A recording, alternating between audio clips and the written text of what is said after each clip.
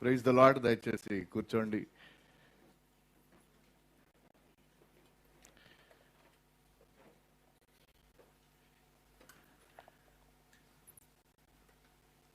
ప్రేమను గురించిన పలు పాటలు పాడారు, మీకు అర్థమై ఉండాలి. ఇవాళ నవంబర్కి వెళ్ళిపోయానండి నేను. ఇవాళ ఫిబ్రవరి 14th. సో ప్రపంచం అంతా కొన్ని తరాలుగా, ఎన్ని తరాలో నాకు తెలియదు కానీ, వ్యాలంటైన్స్ డే.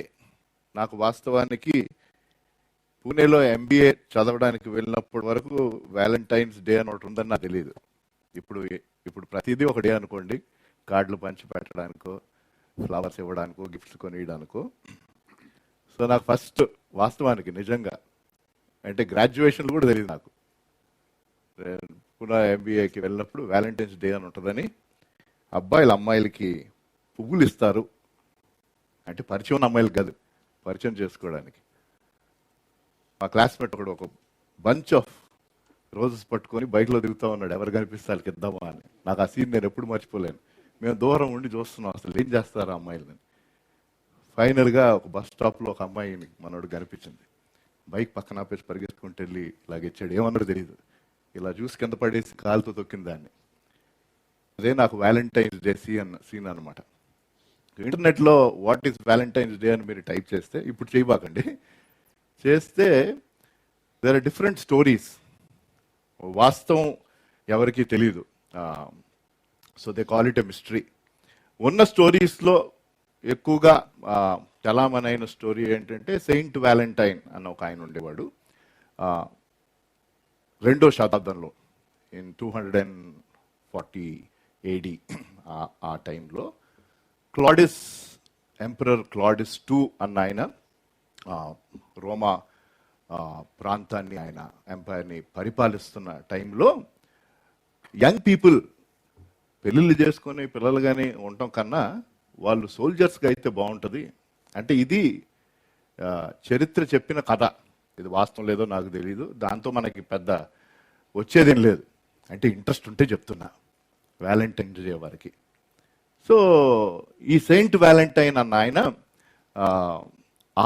సో కాబట్టి సైనికులుగా యవనస్తులు ఉంటే బాగుంటుంది వీళ్ళు పెళ్ళిళ్ళు చేసుకోవటం కన్నా యవనస్తులు పెళ్ళిళ్ళు చేసుకోవడాన్ని నిషేధించాడట. అంటే దట్స్ ఎ స్టోరీ. ఆ టైంలో సెయింట్ వ్యాలంటైన్ తిరగబడి యంగ్ లవర్స్ని సీక్రెట్గా మ్యారేజెస్ చేసేవాడంట. దాన్ని బట్టి ఆయన పట్టుకొని ఆయనని వధించాలి, బీహెడ్ చేయాలి, తల నరికేయాలని జైల్లో పెట్టడం. ఆ టైంలో ఈ క్లౌడిస్ ఎంపరర్ కూతురిని కలవడానికి కొట్టడం స్టోరీ. ఇది భలే ఇంట్రెస్టింగ్ ఉంది కదా. ప్లస్ ఇంకొక స్టోరీ ఏంటంటే, అలాగా ఆమె వచ్చి కలవటాన్ని బట్టి ఆమె సెయింట్ వ్యాలంటైన్ని ప్రేమించిందని, కానీ ఈయన జైల్లో ఉన్నాడు కాబట్టి ఫ్రమ్ యువర్ వ్యాలంటైన్ అని ఉత్తరం రాశాడని, అప్పటి నుంచి ఐఎమ్ యువర్ వ్యాలంటైన్ అని మనుషులు ఒకరికొకరు విష్ చేసుకుంటారు. ఇప్పుడు విష్ చేయమని నేను అన్నాను. Okay, so that is. But ప్రపంచం అంతా ఇప్పుడు దీనిని ప్రేమికుల రోజుగా, లేకపోతే కొంతమంది జస్ట్ మనల్ని ఎవరైతే మనం ప్రేమిస్తున్నామో, మన భార్యో, మన భర్తో, మన brother or sister and so on and so forth, they still exchange gifts. So love అన్న పదం వినగానే గుండెలో దడదడ కదా. There is no other word that brings that thumping in any heart, because it's the most talked about word. ప్రేమ అన్న పదం గంభీరంగా కనిపించే ఒక పురుషుడు కూడా ప్రేమను బట్టి కన్నీరు గార్చడం చూస్తాం మనం. Yes, no? The person might be very tough, grown up, but sometimes love actually brings tears. ఒక ఆయన అన్నాడు, బైబిల్ గ్రంథకర్త ఎవరో నాకు తెలియదు కానీ నాకు నచ్చింది ఆయన చెప్పిన పదం, లేక ఆ ఫ్రేజ్. ఆయన అన్నాడు, this world talks so much about love, but they hardly know what love is really. ఈ ప్రపంచం ప్రేమ గురించి చాలా మాట్లాడుతుంది. ప్రేమ గురించిన పాటలు ఏ సినిమాలో లేదండి ప్రేమ గురించిన పాట. నాకు ఒకప్పుడు అంటే సినిమాల పిచ్చి ఉండేది మీ అందరికీ తెలుసు, అంటే తెలియని వారికి చెప్తున్నా. అమితాబ్ బచ్చన్ సినిమా కనీసం 3 సార్లు చూడాలి నేను. ఫస్ట్ డే ఒకసారి, తర్వాత. అండ్ జనరల్గా మధ్యాహ్నకాల సమయంలో ధర్తుబరి గీత్ అని ఉండేది, అంటే అది హిందీలో. తెలుగులో బాగా దుఃఖమును కలిగించే పాటలు. అది పెట్టుకొని మధ్యాహ్నం మనం ఏదో పెద్ద ప్రేమలో ఓడిపోయిన వాళ్ళగా అందులో మునిగిపోయి వింటే అదొక కొన్ని సంవత్సరాలు గజల్లు ఇలా. So because any song which talks about love brings about some emotion in a human heart. అది సినిమా పాట కావచ్చు, ఏ పాటైనా కావచ్చు. కానీ నిజమైన ప్రేమ, ఆ ప్రేమ అన్నది మనిషికి ఇంకా అర్థం కాల. కాబట్టి ఇవాళ, because it is 14th February, it's a Sunday, the theme was obvious. మనం ధ్యానం చేయబోయే వాక్య భాగం ఒకే వాక్య భాగము, చాలా లాంగ్ ప్యాసేజ్ అది. మీరు తర్వాత మళ్ళీ చదవండి. యోహాన్ రాసిన మొదటి పత్రిక, అంటే బైబిల్లో లాస్ట్కి వెళ్ళిపోండి, మీకు ప్రకటన గ్రంథం దొరుకుతుంది. దానికంటే ముందు జూడ్, దెన్ జస్ట్ పక్కకు తిప్పంగానే యోహాన్ పత్రికలు 3 ఉంటాయి. కాబట్టి యోహాన్ రాసిన మొదటి పత్రిక 4వ అధ్యాయం, అది తీసి పెట్టుకోండి. 7వ వచనం నుంచి 21. అదంతా నేను చదివించిన, ఎందుకంటే అది ఒక్కొక్క వచనంగా మనం చూస్తాము, కాబట్టి నేను అంతా చదివించట్లేదు. కానీ సహోదరులు, మనం ఈ ప్యాసేజ్ 7వ వచనం నుంచి 21వ వచనం లో ఆ 15 వచనాలు, 15 వర్సెస్ని మనం 4 భాగాలుగా చూద్దాం. జస్ట్ ఒక ఫ్యాక్ట్, అంటే మామూలుగా ఒక్కొక్కటి ఇలా నేను ఆదివారాలు చెప్తా ఉంటాను. అపోస్తలుడైన పౌలు నూతన బంధంలో ఉన్న 27 పుస్తకాల్లో ఖచ్చితంగా 12 ఆయన రాశారు. 13 గురించి, అంటే హెబ్రీలకు రాసిన పత్రిక అపోస్తలుడైన పౌలు రాశారా లేదా అన్నది బైబిల్ గ్రంథకర్తలు ఇంకా there are difference of opinion. So that's okay. 12 అయితే ఖచ్చితం. ఆయన ఆ 12 పత్రికల్లో ప్రప్రథమంగా మాట్లాడింది విశ్వాసం గురించి. అంటే వేరే వాటి గురించి మాట్లాడలేదంటే కాదు, అంటే జస్ట్ మీకు ఒక ఐడియా. సో అపోస్తలుడైన పౌలు గారు రాసిన ఏ పత్రికనైనా మీరు చదువుతూ ఉంటే విశ్వాసం అన్న థీమ్ మనకి కనిపిస్తూనే ఉంటుంది. అలాగే యాకోబు పత్రిక తీసుకున్నారనుకోండి, క్రియలు, వర్క్స్ గురించి, అంటే ఆయన అన్ని మాట్లాడారు క్రియల గురించి. పేతురు రాసిన మొదటి పత్రిక, 2వ పత్రిక మీరు చూస్తే తీర్పు, దేవుని తీర్పు గురించిన విషయం వస్తుంది. అయితే యోహాను సువార్త, యోహాను పత్రికలు మనం చూస్తే ఒకే పదం ఎక్కువగా వస్తుంది. అదేంటి తెలియపోయినా చెప్పేయాలి, ఎందుకంటే వాళ్ళ అంశం సేఫ్. యోహాను 3:16 ఏంటి? దేవుడు లోకమును ఎంతో ప్రేమించెను. యోహాను సువార్తలో 57 సార్లు ప్రేమ అన్న పదం వాడబడింది పరిశుద్ధాత్మ దేవుని ద్వారా, 57 టైమ్స్. మిగతా 3 సువార్తలు కలిపిన అన్నిసార్లు ప్రేమ అన్న పదం కనిపించదంట. మిగతా 3 సువార్తలు ఏంటి? మత్తయి సువార్త, మార్కు సువార్త, లూకా సువార్త. ఈ మూడిట్లో ప్రేమ అన్న పదము ఎన్నిసార్లు వచ్చిందని ఒకసారి చూస్తే, యోహాను సువార్తలో మనం చూస్తే యోహాను సువార్తలో 57 సార్లు. యోహాను రాసిన మొదటి పత్రిక 4వ అధ్యాయములో ఆ పదము కింగ్ జేమ్స్ వర్షన్, నేను తెలుగులో లెక్క పెట్ట, మీరు ఇంటికి వెళ్ళాక జస్ట్ అలా లెక్క పెట్టుకున్నా మీకు సంఖ్య తెలుస్తుంది. కింగ్ జేమ్స్ వర్షన్లో 12 సార్లు, and I think 11 or 12 times, and NIVలో 13 టైమ్స్ అనుకుంటా. సో జస్ట్ 4వ అధ్యాయం, మనం ఏ అధ్యాయం అయితే 7వ వచనం నుంచి 21వ వచనం దాకా మనం చూస్తాము, ఆ అధ్యాయం అంతటిలో ప్రేమ అన్న పదము 11 సార్లకు పైగా వాడబడింది. కాబట్టి మనము ఈరోజు, while the world celebrates Valentine's day,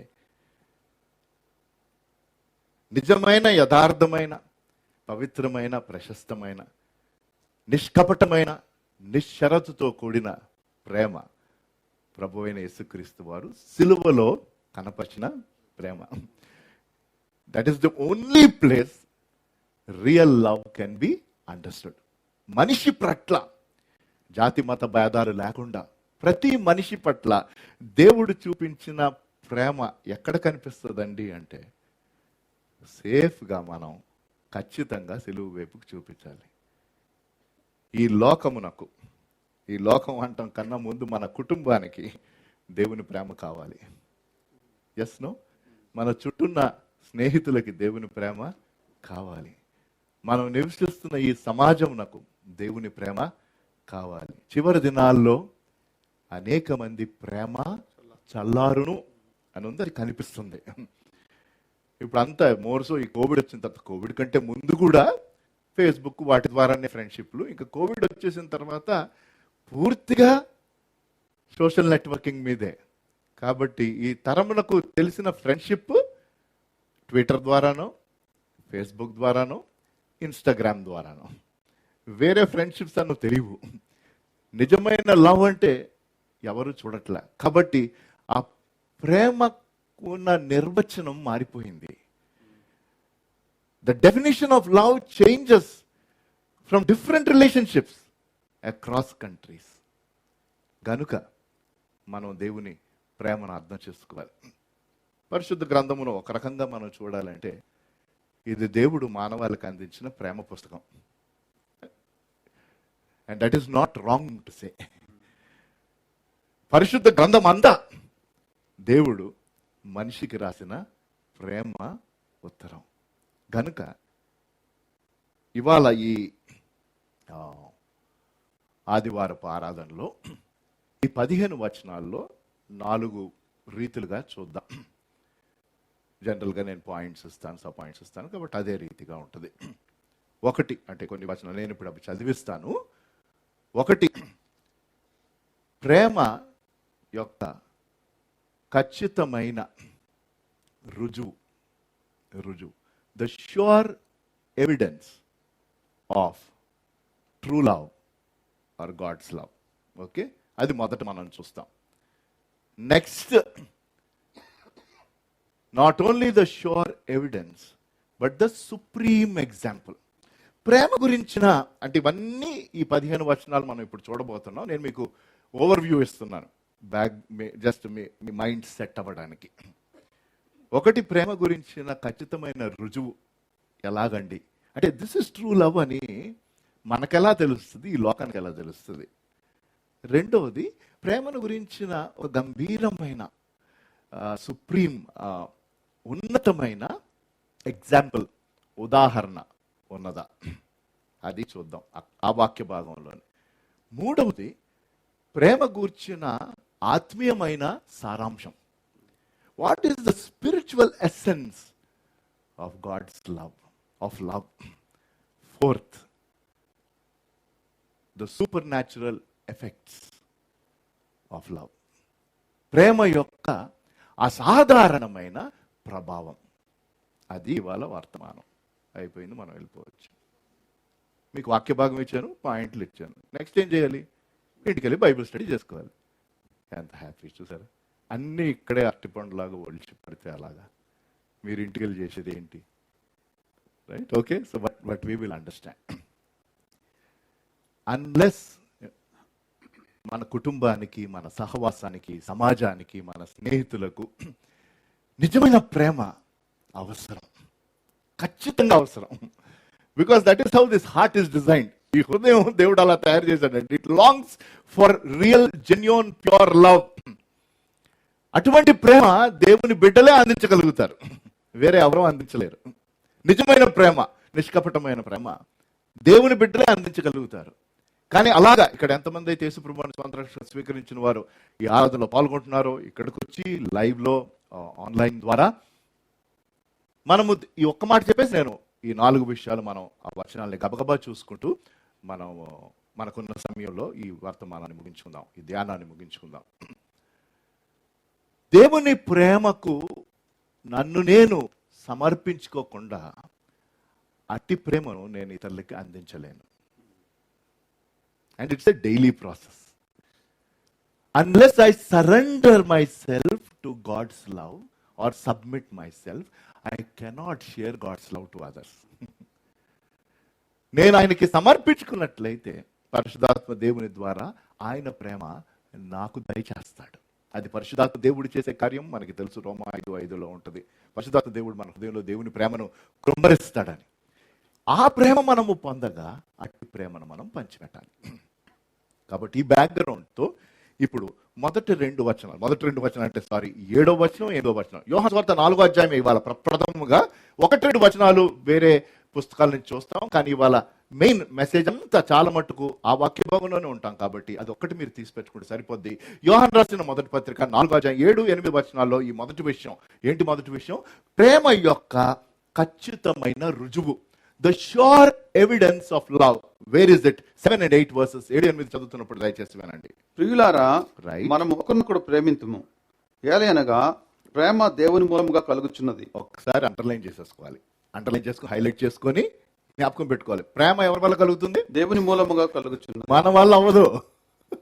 ఎందుకంటే ప్రతి ఒక్కరు మనం స్వార్థంతో నిండిన వారమే. సెల్ఫ్ ఉన్నప్పుడు లవ్ జెన్యూన్ గా రాదు. ప్రేమ దేవుని మూలముగా కలుగుచున్నది. ఓకే. ప్రేమించు ప్రతివాడును దేవుని మూలముగా పుట్టినవాడై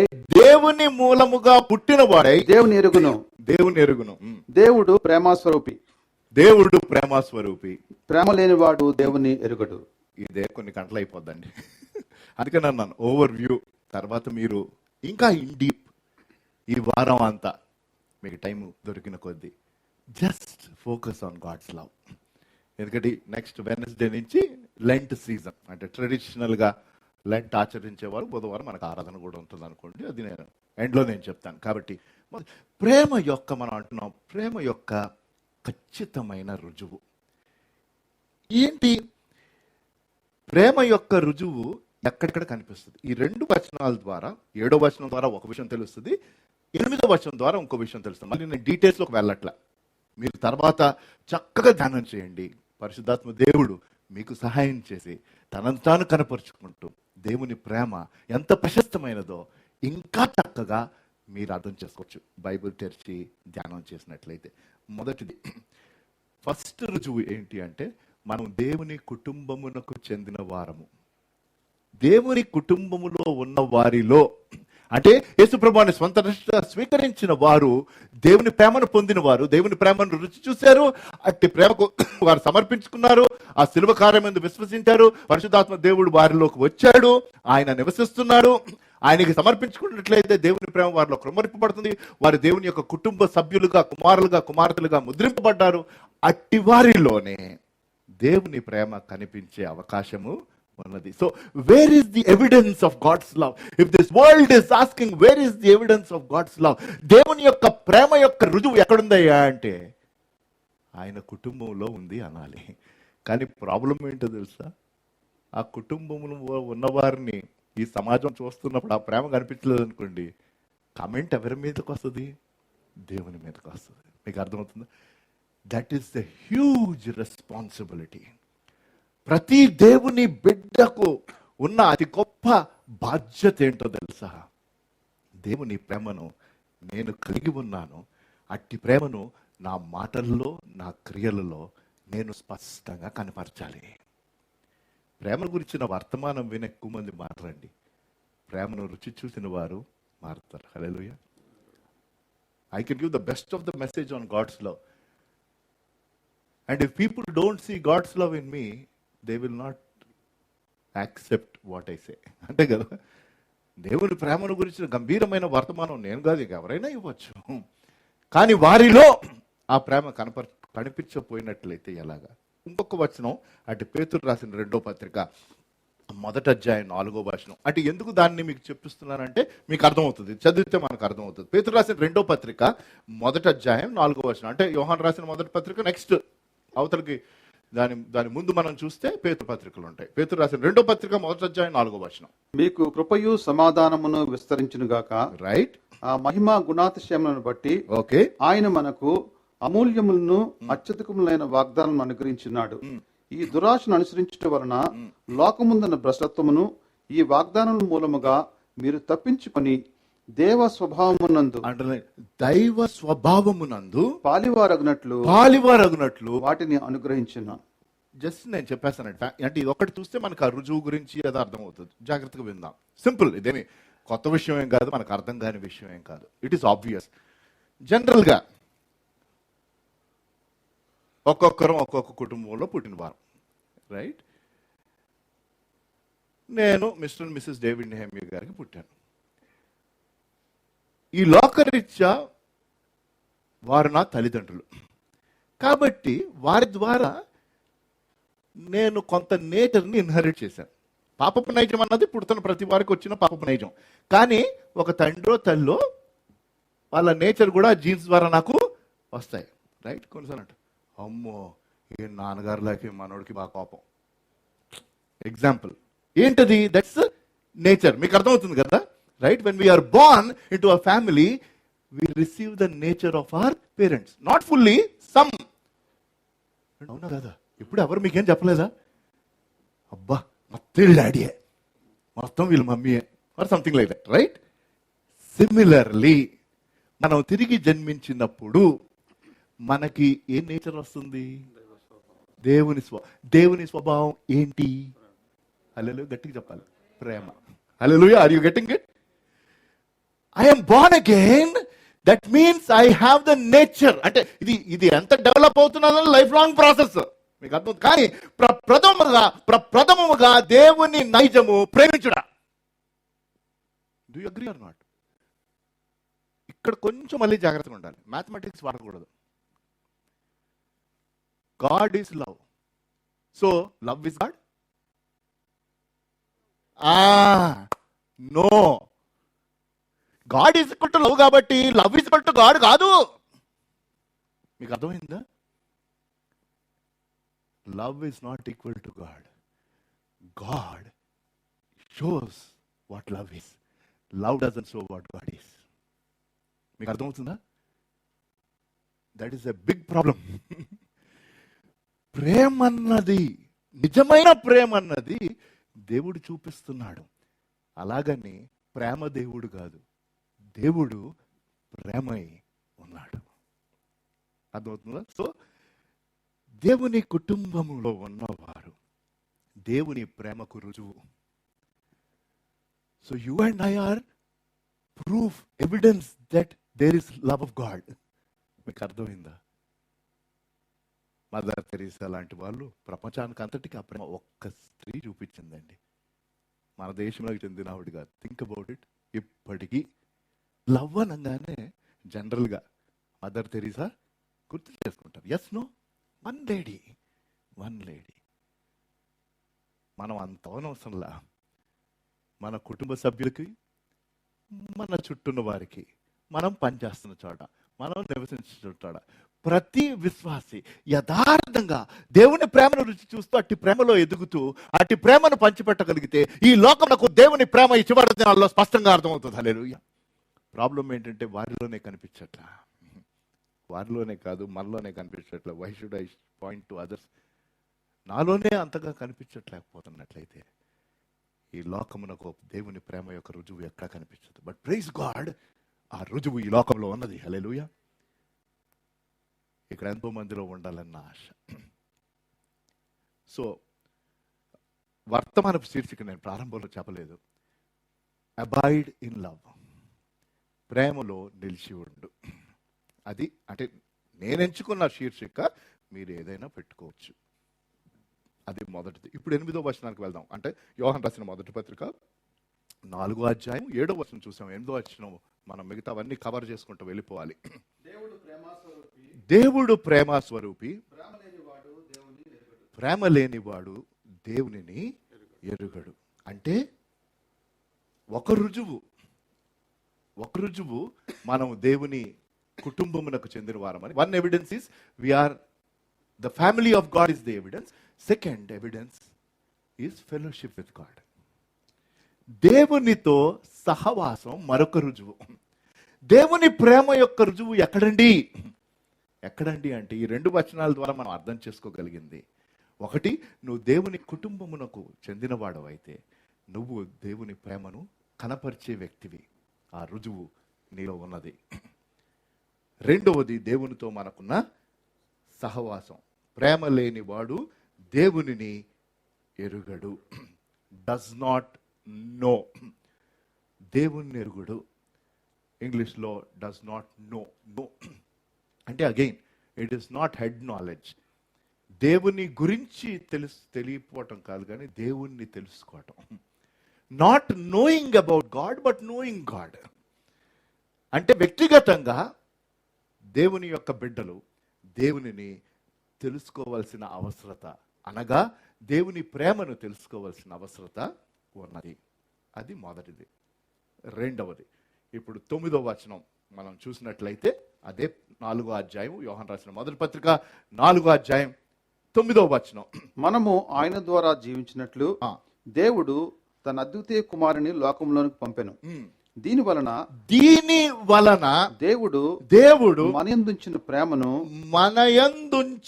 ప్రేమను ప్రత్యక్షపరచబడెను. అబ్బో, చాలా డీప్ అండి. అందుకని అన్నాను, మీరు ధ్యానం చేయండి. ఇంటికి వెళ్ళాక కొంత టైం తీసుకొని ఈ 15 వచనాలు, యాక్చువల్లీ ఆ 4వ అధ్యాయం అంతా ధ్యానం చేయండి. బ్యూటిఫుల్గా ఉంటుంది. The richness of God's love. Second, love supreme example అన్నాను. ప్రేమ యొక్క ఉన్నతమైన ఉదాహరణ ఇక్కడ వాడబడిన మాట, దీని వలన దేవుడు మనయందుంచిన ప్రేమ ఏమిటంట? ప్రత్యక్షపరచబడినది. ఇంగ్లీష్లో మేనిఫెస్ట్ అంటే to come out in the open, in the public. అక్కడి నుంచే మేనిఫెస్టో అని వచ్చింది. ఎవరు? పొలిటికల్ పార్టీస్ ఎలక్షన్స్ కి ముందు చెప్పేది, తర్వాత చెయ్యండి. ఇదండి మేనిఫెస్టో అంటే ఏంటి? పబ్లిక్ గా మేము చెప్తున్నాం, మీరు మాకు ఓటేసినట్టయితే మేము ఇదిగో ఇవన్నీ మీకోసమే చేస్తాం, మీ డబ్బులే తీసుకొని అంటారు. కాబట్టి మేనిఫెస్ట్, ప్రత్యక్షపరచబడినది. ఏంటంట? ఏం ప్రత్యక్షపడింది? దేవుని ప్రేమ ఎవరి యందున్నది? మన యందున్నది. దీనివల్ల ఒకసారి మళ్ళీ ఆ వచనం చూడండి, అంటే just to get the essence. 9వ వచనం ఒకసారి జాగ్రత్తగా చూద్దాం. మనము ఆయన ద్వారా జీవించినట్లు దేవుడు తన అద్వితీయ కుమారుని లోకములోనికి పంపెను. మనకు అది తెలుసు కదా. ఏంటి? దేవుడు లోకమును ఎంతో ప్రేమించాను, కాగా తన ఏకైక కుమారుని అనుగ్రహించాను. ఎందుకు?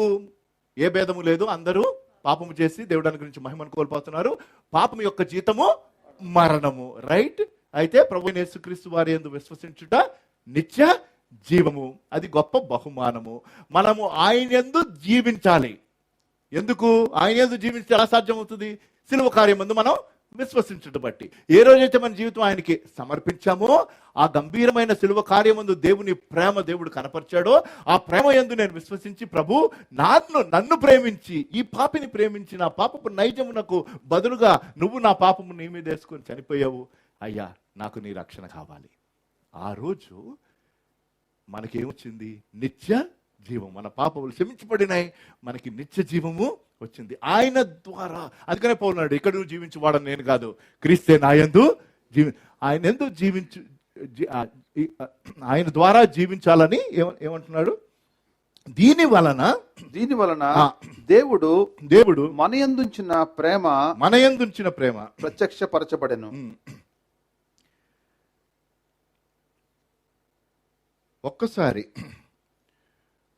ఆ సిలువ ప్రేమను, ఎక్కడైతే నిజమైన యథార్థమైన ప్రేమ కనిపిస్తుంది, ఒక 4 మాటలు నేను చెప్పేస్తాను. ఈ రెండో దాంట్లో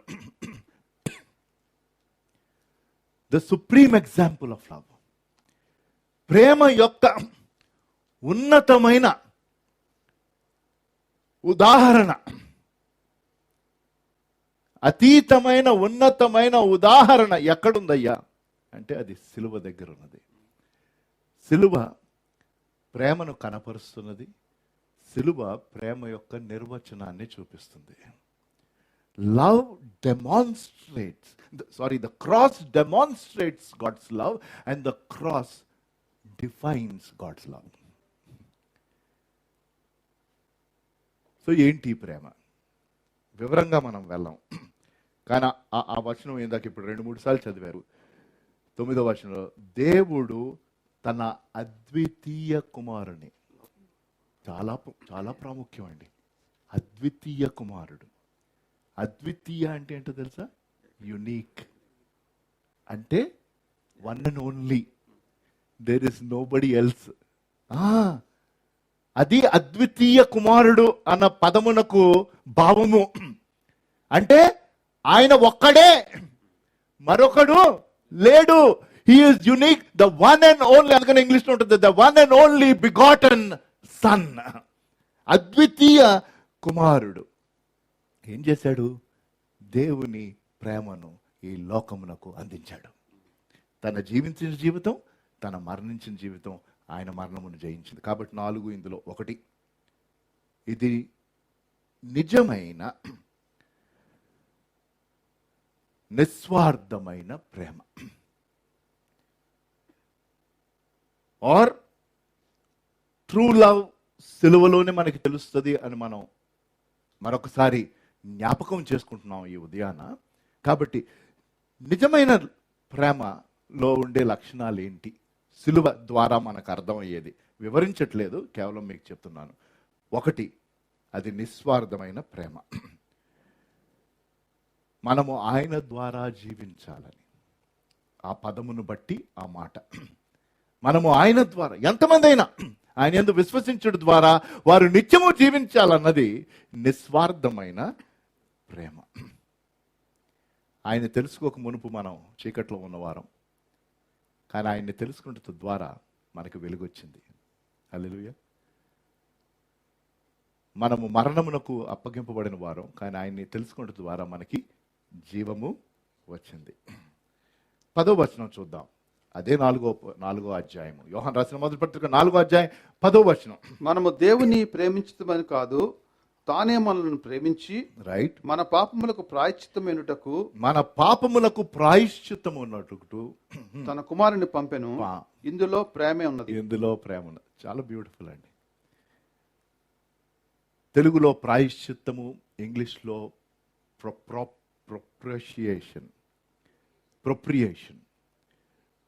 ప్రొపిషియేషన్. ఓకే, సో దాన్ని సింప్లిఫైడ్ ఇంగ్లీష్ వర్డ్ ఏం వాడారు అంటే, that's a very powerful word,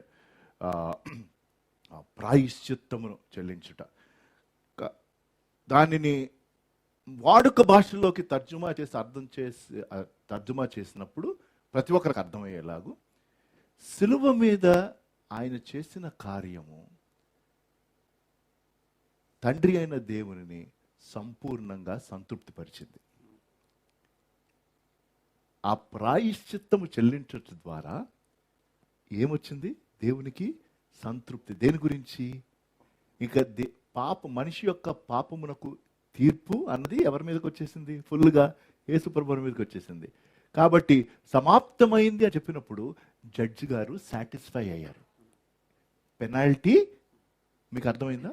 అది ప్రాయశ్చిత్తము అన్న పదము మనకి సులువుగా అర్థం కావాలంటే, యేసుప్రభువు శిలువ మీద తన ప్రాణమును అప్పగించడం ద్వారా మన పాపమునకు ప్రాయశ్చిత్తం లభించింది. That means there is satisfaction. So true love is a satisfying love. Hallelujah. నిజమైన ప్రేమ, నిస్వార్థమైన ప్రేమ, అది సిలువలో మనకు కనిపిస్తుంది. నిజమైన ప్రేమ సంతృప్తి పరిచే ప్రేమ. When we taste Jesus, we are fully satisfied. Hallelujah. No other love satisfies us completely. ఈ లోకరీత్యా ఏ సంబంధంలో కూడా సంపూర్ణమైన సంతృప్తి లేదు, కానీ దేవుని ప్రేమలో సంపూర్ణమైన సంతృప్తి ఉన్నది. ఆ ప్రేమే దేవుడు పంచిపెట్టిన ప్రేమ. ఈ లోకమునకు పంపినన్నుందిగా వచనంలో, దేవుడు తన అద్వితీయ కుమారుని, ఏకైక కుమారుని ఆయన ఈ లోకమునకు పంపెను. కాబట్టి నిజమైన ప్రేమలోని మరొక లక్షణం, ఒక లక్షణం నిస్వార్థము, రెండో లక్షణం సంతృప్తి పరిచే ప్రేమ, మూడవ లక్షణం అది పంచిపెట్టే ప్రేమ. True love shares. నిజమైన ప్రేమ పంచిపెట్టే ప్రేమ. అందుకనే కొంతమంది చాలా దారుణంగా ఉంటాం. బా ఏంటంటే వీరు అసలు ఏమీ అట్టి పెట్టుకోరు. They just give. That is one symbol of love. అదే ప్రేమ త్యాగం చేసిన ప్రేమ. This love above everything is sacrificial love. తనను తాను ఆయన అప్పగించుకున్నాడు. 11వ వచనం, ప్రియులారా, రైట్. దేవుడు మనల్ని ఇలాగు ప్రేమింపగా మనము ఒకరినొకడు ప్రేమింపబద్ధులమై ఉన్నాము. అదొక హెచ్చరిక మనకి. దేవుడు మనలను ఇలాగు ప్రేమింపగా మనము ఒకరినొకరు ప్రేమించబద్ధులమై ఉన్నాము. రైట్. దాని తర్వాత మళ్ళీ 12వ వచనం నుంచి 16వ వచనం, అంటే అవన్నీ ఒకటేసారి నేను చదివించను, కానీ ఇప్పుడు 3వ విషయానికి వచ్చాం. ఇప్పటి వరకు కవర్ చేసింది 2, అంటే అందులో మళ్ళీ కొన్ని సబ్ పాయింట్స్ ఇచ్చాను, కానీ 2 ప్రప్రథమంగా మనకి పరిశుద్ధాత్మ దేవుడు అర్థం చేయించారు. ఒకటి, ప్రేమ యొక్క రుజువు అండి. ఎక్కడ? రైట్. ఎక్కడుంది రుజువు? దేవుని కుటుంబంలో. రెండవది, దేవునితో సహవాసంలో. సెకండ్, ప్రేమ యొక్క ఉన్నతమైన సాదృశ్యం ఎక్కడుంది? సిలువ. ఇంకెక్కడ కాదు. Where is the supreme example of love? It is on the cross. అని నిజమైన ప్రేమలో ఉండే గుణగణాలేంటో 4 చూసాం. ఇప్పుడు ఆత్మీయంగా, ఆధ్యాత్మికంగా ప్రేమ యొక్క సారాంశం ఏంటి? ప్రేమ యొక్క ఆధ్యాత్మిక సారాంశం, love's supreme super spiritual essence. ప్రేమ యొక్క నిర్వచనం, దాని సారాంశం ఆధ్యాత్మికంగా, ఆత్మీయంగా ఏంటి అంటే 12, 13 ముందు చూద్దాం. అంటే చదివేద్దాం.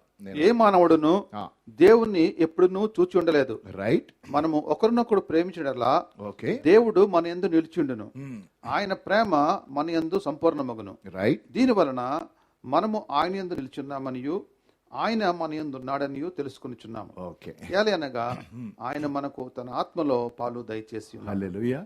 ఏలయనగా ఆయన ఏం చేశాడంటే మనకు తన ఆత్మలో పాలు దయచేసి ఉన్నాడు. అంటే పాలి భాగస్థులుగా చేశాడు. ఎంత గంభీరం! ఆత్మీయంగా, ఆధ్యాత్మికంగా. అదే రోమా 5:5. పరిశుద్ధాత్మ దేవుడు మనలో దేవుని ప్రేమను కృమ్మరిస్తున్నాడను. రైట్. పరిశుద్ధాత్మ దేవుడు చేసిన పలు కార్యాల్లో ఒక ప్రప్రథమమైన పని దేవుని ప్రేమను కృమ్మరించడం. ఎందుకు? మనం ఆయనతో పాలిభాగస్తున్నాము కాబట్టి. ఎప్పుడు జరిగింది ఇది? యేసుప్రభు అని మనం సొంత రక్షణగా స్వీకరించినప్పుడు, మన హృదయం తెలిసినప్పుడు. యేసుప్రభు వారు ఇప్పుడు తండ్రి కుడి పక్షాన కూర్చొని ఉన్నారు ఆయన, కానీ మన హృదయంలో నివసిస్తున్నది ఎవరు? పరిశుద్ధాత్మ దేవుడు. అది ఎప్పుడు జరిగింది? ఆయన చేసిన శిలువ కార్యం ముందు నువ్వు యథార్థంగా విశ్వసించి నీ పాపం గురించి పశ్చాత్తాపడి నీ జీవితం ఆయనకి సమర్పించగా ఆయన నీలోకి వచ్చాడు, నీలో నివసిస్తున్నాడు. ఆయనకి నువ్వు నేను సమర్పించుకోవాలి. ఆయన మనలో దేవుని ప్రేమను పంచిపెట్టుతున్నాడు, లేక దేవుని ప్రేమను మన హృదయాల్లో కుమ్మరిస్తున్నాడు. So the spiritual essence is God's provision of his love. దేవుని యొక్క సమకూర్పు. అనేక వాటి గురించి మనము దేవా నాకు సమకూర్పును నువ్వు ఇవ్వాలి అని అంటాం. అది కరెక్టే. He is our provider. అదేగా ఉంటుంది ఫిలిప్పీయులకు రాసిన పత్రికలో, యెహోవా జైరా మై ప్రొవైడర్. ఆయన తన ఐశ్వర్యము చొప్పున నా ప్రతి అవసరమును తీరుస్తాడు. Right. He provides. But one important thing that he wants to provide, ఒక ప్రాముఖ్యమైనది ఆత్మీయంగా, ఆధ్యాత్మికంగా ఆయన నీకు నాకు దయచేయాలనుకుంటున్నది అనుదినం ఆయన ప్రేమ. అది కాకుండా మనకి వేరే కావాలి. దేవుడు అంటున్నాడు ప్రథమముగా నేను నా ప్రేమను నీకు అందించాలని. 14-15 వచనాలు. అంటే మీరు తర్వాత ఇదంతా మీరు చదువుకోండి. 14-15 వచనాలు అదే అధ్యాయం. మరియు రైట్. తండ్రి తన కుమారుని లోకరక్షకుడుగా ఉండుటకు పంపియుండుట మేము చూచి సాక్ష్యం ఇచ్చుచున్నాము. రైట్. యేసు దేవుని కుమారుడని ఎవడు ఒప్పుకొనునో, యేసు దేవుని కుమారుడని ఎవడు ఒప్పుకొనునో వానిలో దేవుడు నిలిచి ఉన్నాడు. వానిలో దేవుడు నిలిచి ఉన్నాడు. వాడు దేవుని యందున్నాడు. వాడు దేవుని యందున్నాడు. వావ్. కాబట్టి మనము ఆయనను అంగీకరించుట ద్వారా ఆయన మన దేవుడయ్యాడు. ఆయన మనలో నివసించుచున్నాడు. ఈ హేతువు చేత మనము దేవుని ప్రేమను ఇతరులకు ప్రకటించగలము. Unless we know the Lord, we cannot talk about God's love. అంతే కదండి. దేవుని ప్రేమను మనం రుచి చూడకుండా దేవుని ప్రేమను గురించి మనం మాట్లాడలేము. పంచిపెట్టడం next level. So he not only provides his love, he helps us profess his love. ఆయన ప్రేమను మన జీవితాల ద్వారా మనము ప్రకటించగలగాలి. అదే పరిశుద్ధాత్మ దేవుడు మనలో ఉన్నాడన్నదానికి, యథార్థంగా దేవుని యొక్క మాటలు మనం ఇతరులకు చెప్పడానికి ఆధారం. కొరింథీయులకు రాసిన మొదటి పత్రిక 12వ అధ్యాయం 3వ వచనం. 1 Corinthians 12th chapter 3rd verse. ఇందుచేత రైట్, దేవుని ఆత్మల మాట్లాడేవాడును యేసు శాపగ్రస్తుడని చెప్పడనియు పరిశుద్ధాత్మ వలన తప్ప పరిశుద్ధాత్మ వలన తప్ప ఎవడును యేసు ప్రభువని చెప్పలేడనియు నేను మీకు తెలియజేయుచున్నాను. హల్లెలూయా. యేసు ప్రభు అని యథార్థంగా ఎవరు చెప్పగలరంట? పరిశుద్ధాత్మ దేవుడు కలిగి ఉన్నవారే. పరిశుద్ధాత్మ దేవుడు ఎవరికి అనుగ్రహింపబడ్డాడు? రక్షింపబడిన ప్రతి వారికి. కానీ పరిశుద్ధాత్మ దేవునికి సంపూర్ణంగా మనం అప్పగించుకుంటున్నామా? అది ప్రతి ఒక్కరూ పరిశీలించుకోవాల్సింది. అనుదినము మన శరీరమును మనం నలగొట్టుకుంటూ పరిశుద్ధాత్మ దేవునికి మనము చోటిచ్చి ఆయన మన జీవితమును తన ఆధీనములో ఉంచుకోవాలి. 16వ వచనం, 4వ అధ్యాయం యోహాను సువార్త 1వ అధ్యాయం, యోహాను రాసిన మొదటి పత్రిక 4వ అధ్యాయం 16వ వచనం. మన ఎడల దేవునికి ఉన్న ప్రేమను దేవునికి ఉన్న ప్రేమను మనము ఎరిగిన వారమై దానిని నమ్ముకొని ఉన్నాము. దేవుడు ప్రేమాస్వరూపి ఉన్నాడు. హల్లెలూయా. ప్రేమయందు నిలిచినవాడు నిలిచి ఉన్నవాడు దేవుని యందు నిలిచి ఉన్నాడు. దేవుడు వాని యందు నిలిచి ఉన్నాడు. ఎంత క్లియర్ గా, ఎంత స్పష్టంగా దేవుని యందు ఉన్నవారు, దేవుని ప్రేమ యందు ఉన్నవారని, మనము ఎలా జీవించుచున్నామో అన్నది దేవుని బిడ్డలుగా మనం ఎలా ప్రేమిస్తున్నామో అన్న దాని మీద ఆధారపడి ఉంటుంది. ఈ వరల్డ్లో ఉన్నోళ్ళండి, how they live depends on so many other things. ఇది ఒక్క థాట్ మీరు అర్థం చేసుకుంటే సరిపోదు. సహజంగా కొందరు వారు ఎలా జీవిస్తున్నారని లోకం ఐడెంటిఫై చేస్తుందంటే వారు తిరిగే కార్లు, వారు ఉండే ఇల్లు, వారు పనిచేసే సంస్థ, వారికి ఉన్న పదవి, so on and so fourth. Right, అది జనరల్. అది ప్రతి ఒక్కరు, లేకపోతే వారి ఎడ్యుకేషన్ బట్టి సో అండ్ సో. ఏమి లైఫ్ స్టైల్ అండి! ఎంత పెద్ద ఇల్లు, ఎంత పెద్ద బంగ్లా, ఎంత డబ్బు. కానీ ఒక దేవుని బిడ్డ ఎలా జీవిస్తున్నాడో అన్నది వీటి మీద ఆధారపడి ఉండకూడదు. దేవుని బిడ్డ ఎలా జీవిస్తున్నాడు అన్నది తాను ఎలా ప్రేమిస్తున్నాడు అన్న దాని మీద ఆధారపడాలి. If you understand this one fact, every Christian, ప్రతి దేవుని బిడ్డ, మనకు మంచి ఉద్యోగం ఉండి, మంచి ఆస్తిపాస్తులు ఉండి, అది ఉన్నా ఓకే, అది వాళ్ళు ఉండొచ్చు, రేపు ఉండకపోవచ్చు, అంటే వాటిని వాడొద్దు నేను అనట్లేదు. కానీ ఇవేవి మనల్ని డిఫైన్ చేయకూడదు. The life we live should depend on how we love.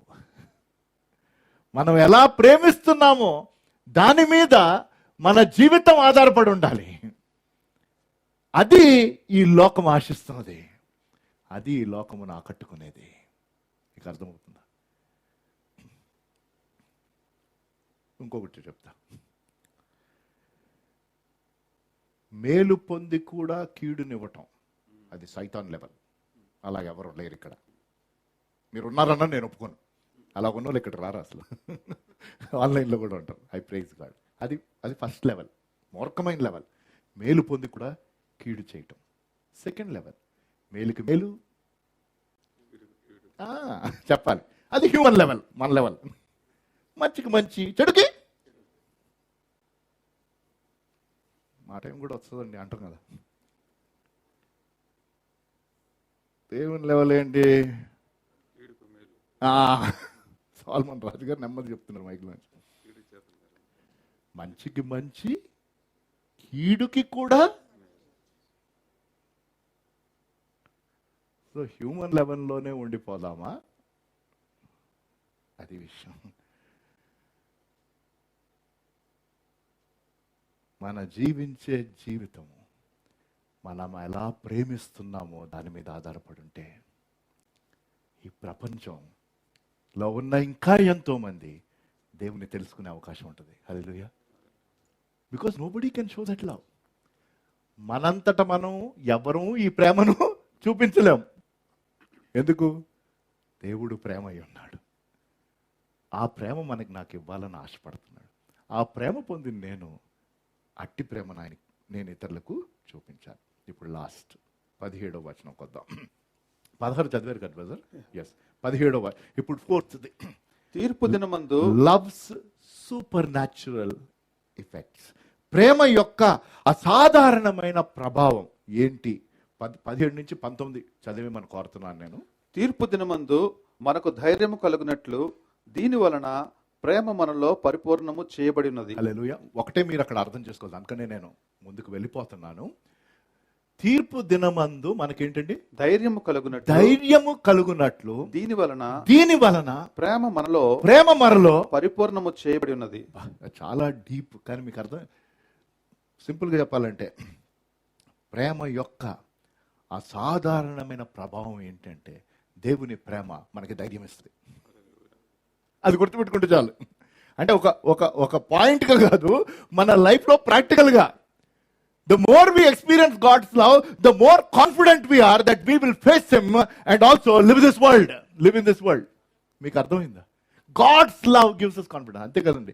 సింపుల్గా చూడండి, ఈ లోకరీత్యా ఒక్కసారి దేవుని ప్రేమను అంటే అలా చేయకూడదు అనుకోండి. ఒక్కసారి దేవుని ప్రేమను పక్కన పెడితే యథార్థంగా ఎవరైనా మనల్ని ప్రేమించే వాళ్ళు ఉంటే మనకి ధైర్యం వస్తుందా లేదు? It's a fact. And I know నా పరిస్థితి ఏమైనా పలానా వ్యక్తి, నా భార్య, నా భర్త, నా బిడ్డలు, whoever it is, they will stand by me, they will love me. What confidence it gives, right? Because we know somebody loves us. పలానా వ్యక్తి లేకపోతే కొందరు దాన్ని యథార్థంగా ప్రేమిస్తున్నారంటే లోకరీత్యా చెప్తున్నాను, మానవ రీత్యా చెప్తున్నాను, ఎంతో కొంత ధైర్యం మనకు వస్తుంది. మరి దేవుడు ప్రేమ మనకుండగా మనకింత ఎంత ధైర్యం రావాలి? మీకు అర్థమవుతుందా? That is the supernatural effect. అందుకని చదివేసేయండి బ్రదర్, కానీ అది జస్ట్ చదివేసేయండి. అనగా రైట్, ఆయన ఎట్టివాడే ఉన్నాడో మనము కూడా ఈ లోకములో అట్టివారమే ఉన్నాము. ప్రేమలో భయం ఉండదు. ప్రేమలో యవనస్తులు ఇప్పుడు ఒకవేళ వ్యాలంటైన్స్ డే రోజు 1 John 4:18 ఫస్ట్ లైనే వచ్చింది మెసేజ్గా. పొద్దునే వెళ్తా ఉంటే ఆల్రెడీ మనోడు లవ్లో ఉన్నాడు. పొద్దునే SMS వచ్చింది, దేవుని వాక్యమే. ఏంటి? ప్రేమ. దేవా ఎలా మాట్లాడేవయ్యా అంటే వాళ్ళు నేను ప్రపోజ్ చేయాల్సిందే.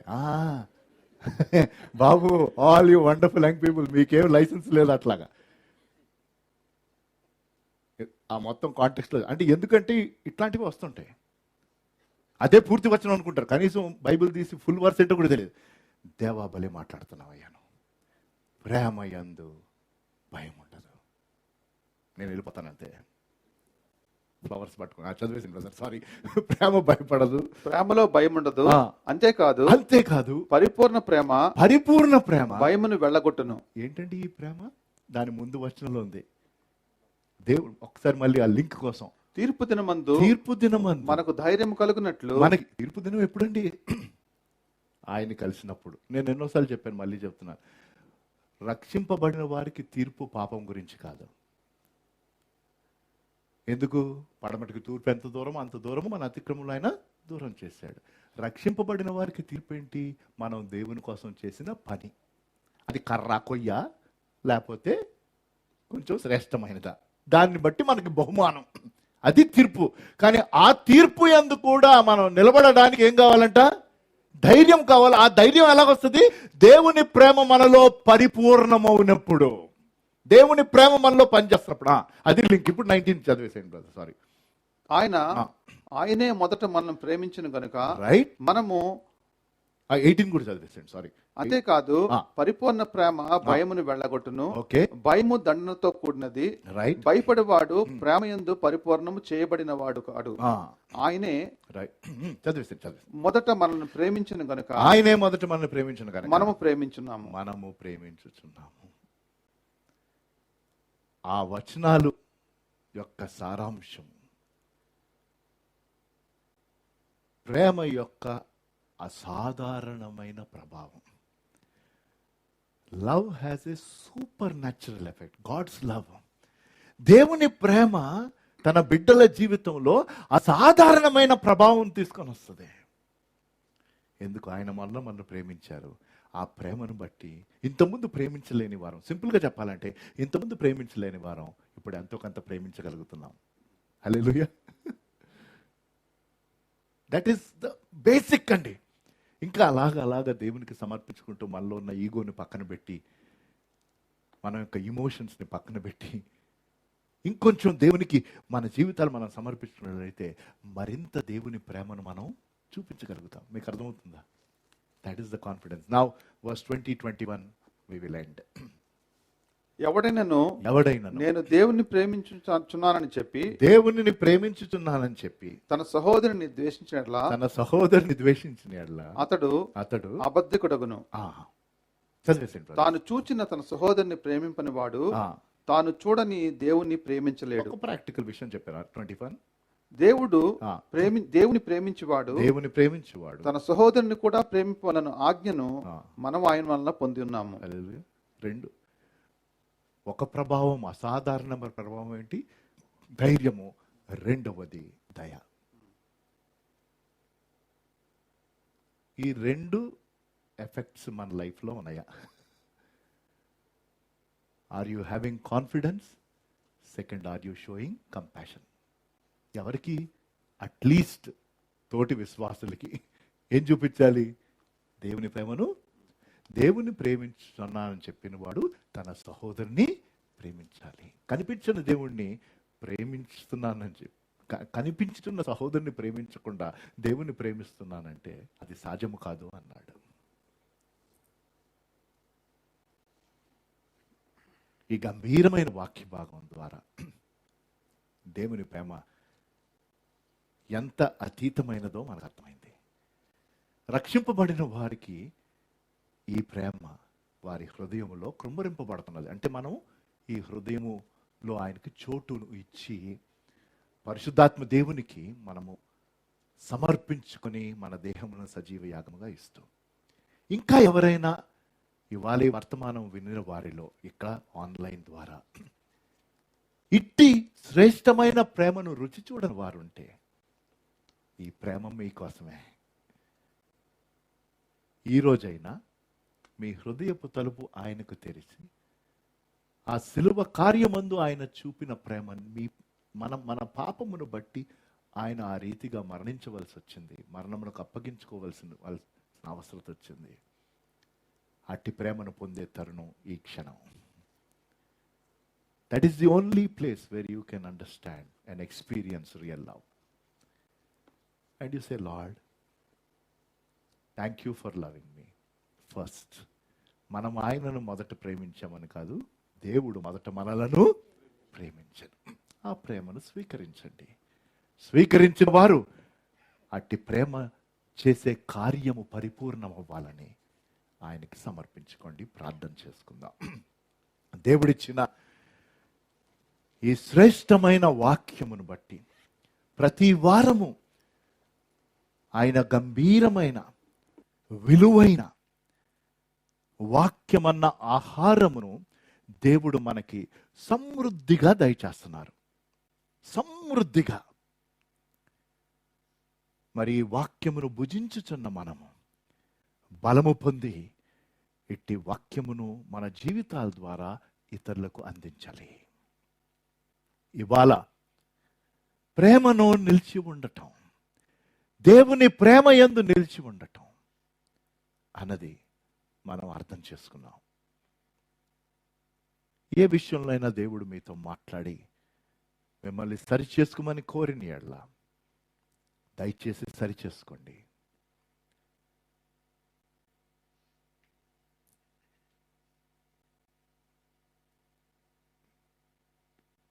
మీ అవసరతలు ఆయనకి సమర్పించే సమయం ఇది. ఎవరెవరికి ఎటువంటి అక్కర్లు ఉన్నాయో చూచుచున్న దేవుడు ఆయన. అడుగుడి మీకు ఇవ్వబడును, వెతకుడి మీకు దొరుకును, తట్టుడి మీకు తీయబడును. ఆయన చిత్తమును ఆశపడుతూ ఆయనకి మీ ప్రార్థన మనవిని సమర్పించండి. మీ వ్యక్తిగత కుటుంబ జీవితాల్లో గత వారం కానీ ఈరోజు కానీ మీ పుట్టినరోజులు, వెడ్డింగ్ యానివర్సరీస్ మీరు జరుపుకుంటున్నట్లయితే ఈరోజు మిమ్మల్ని బట్టి దేవునికి వందనాలు, దేవునికి కృతజ్ఞత చెల్లించండి. మా దయగల దేవా, పరిశుద్ధుడా, మాకిచ్చిన ఈ చక్కని ఉదయకాల సమయాన్ని బట్టి వందనాలు ప్రభు. ఇక్కడికి వచ్చి పాల్గొన్న వీరందరిని బట్టి, ఆన్లైన్లో మాతో పాటు ఆరాధిస్తున్న అనేక వారిని బట్టి మీకు వందనాలు. ప్రత్యేకంగా నాయన, తమ అవసరతలు మీకు సమర్పించిన వారు ఎంతోమంది ఉన్నారు. ప్రార్థనలకు జవాబు ఇచ్చే గొప్ప దేవా, వారి మనవులను మీకు సమర్పించి మీ చిత్తమును నాయన వారి పట్ల బయలుపరిచి నెరవేర్చమని కోరుతున్నాం. మీ సహాయాన్ని వారికి దయచేయండి. నూతన సంవత్సరాలు పొందిన వారిని బట్టి వందనాలు. దీవెనకరపు దయాసంవత్సరపు కిరీటాలు మీరు వారికి ఇచ్చి ఆశీర్వదించి మీ ఉద్దేశాలు వారి పట్ల బయలుపరిచి నెరవేర్చమని యేసు నామములో ఈ ప్రార్థన వేడుకుంటున్నాను తండ్రి. ఆమేన్.